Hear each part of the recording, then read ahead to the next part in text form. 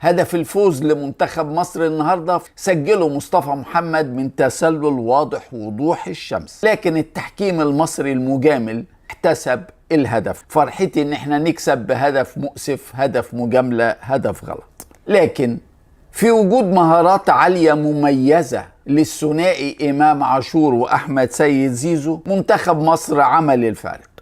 منتخب مصر من غير بعض المهارات الفردية المميزة خصوصا للثنائي إمام وزيزو ما كانش يقدر يعمل حاجة. منتخب الحقيقة عاجز جدا، فقير جدا، تكتيكيا ما فيش أي حاجة.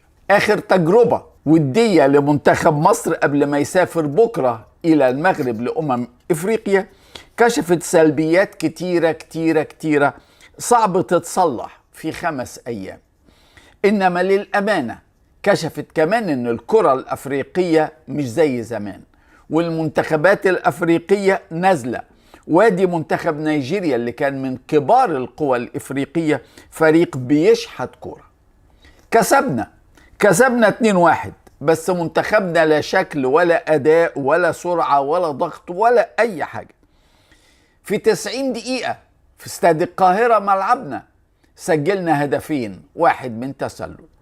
في 90 دقيقة لينا شوطين، فيش هجمة واحدة منظمة، فيش جملة خططية أقدر أقول الله، مفيش لعبة تقدر تقول اتكررت مرتين. الشوط التاني بعد ما تقدمنا 2-1 ادينا الكرة لمنتخب نيجيريا يهاجم ويهاجم ويهاجم ويحاصرنا، ما بيعملش حاجة بس الكرة معاه.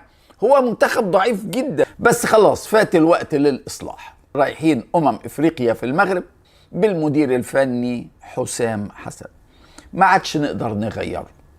مع حسام حسن المنتخب لا شخصية ولا بصمة ولا طريقة لعب ولا حتى تشكيل ثابت تقدر تقول هنلعب بال11 دول. الناس اللي زعلانة أو كانت زعلانة من منتخبنا في كأس العرب مع المدرب حلمي طولان، أديكوا شفتوا نسخة تانية زيها بالظبط، بس الفارق إن ده اسمه طولان وده اسمه حسام حسن. إنما اللي جيت للحق حسام هو طولان، الاتنين قطران، ما تستناش لا من ده ولا من ده. كبرنا في كاس الامم اللي جايه ان احنا نتاهل عن مجموعتنا الضعيفه جدا اللي فيها جنوب افريقيا وانجولا وزيمبابوي. ممكن تتاهل اول او تاني، تقدر كمان تعدي دور ال16، لان دور ال16 ممكن الحظ يحط لك فرقه ضعيفه. انما اول ما هتوصل دور ال8 مش هيبقى فيه فرقه ضعيفه. ساعتها بقى هيبان كل واحد على